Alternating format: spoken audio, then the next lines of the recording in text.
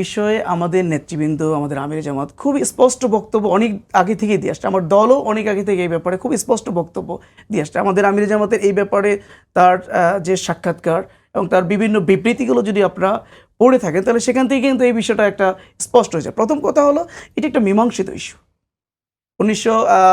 স্বাধীনতা পরবর্তী সময় 1974 সালে সিমলা চুক্তির মধ্য দিয়ে যেই সেখানে যারা চিহ্নিত যুদ্ধ অপরাধী ছিল তাদেরকে পাকিস্তানে পাঠিয়ে দিয়ে, অর্থাৎ বন্দি বিনিময়ের মাধ্যমে যে চুক্তিটি সম্পাদিত, সেখান দিয়ে কিন্তু এটা ঘটনা। এর পরবর্তী সময়, তখনকার সময় যিনি রাষ্ট্র ক্ষমতায় ছিলেন, বাকি সবাইকে তিনি ক্ষমা করে দিলেন।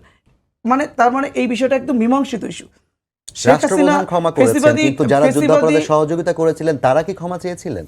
ফেসিবাদী খুনি হাসিনা সরকার বিগত 16 বছর ধরে এই একটা ইস্যুতে বারবার কথা বলার কারণে, দেশের মানুষকে বিভক্ত করার কারণে, এই এক ইস্যুতে তিনি কিন্তু বাংলাদেশের ফেসিবাদ কায়েম করেছিলেন এবং দেশের মানুষ কিন্তু এটাকে মেনে নেয় নাই।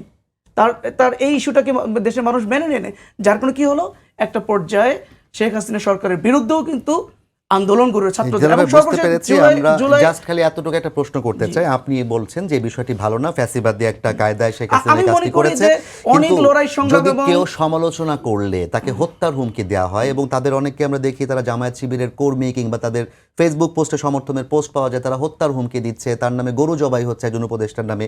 এটিকে আপনি কিভাবে দেখেন?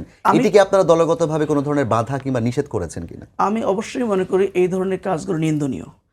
ফেসবুকে অনলাইনে কে কিভাবে লিখছেন, তাদের আইডেন্টিফিকেশনটা কি, এটা করাটা, নিশ্চিত করাটা খুবই কঠিন।